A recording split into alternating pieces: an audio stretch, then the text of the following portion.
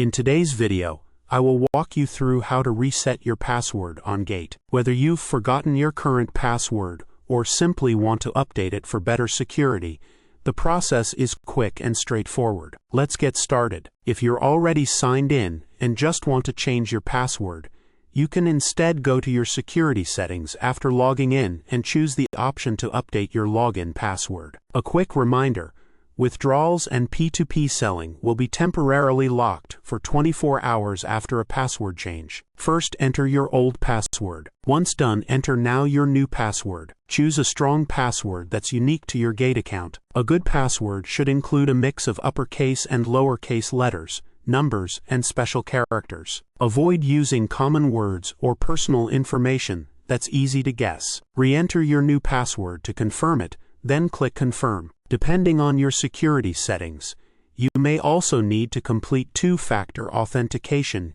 using an authenticator app or another verification method. This extra step helps protect your account from unauthorized access. If you changed your password because you suspected unauthorized access, it's also a good idea to review your security settings, verify your recovery information, and make sure two-factor authentication is enabled for added protection. And that's how you reset your password on Gate.